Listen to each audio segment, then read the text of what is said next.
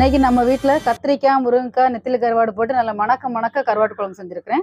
இந்த குழம்பு வந்து வாசனையாக அவ்வளோ சூப்பராக இருக்குது. டேஸ்ட்டும் ஒரு அட்டகாசமாக இருக்கும். இந்த குழம்பு வந்து 2 நாள் இருந்தால் கூட கெட்டு போகாது. ரொம்ப நல்லா இருக்கும்.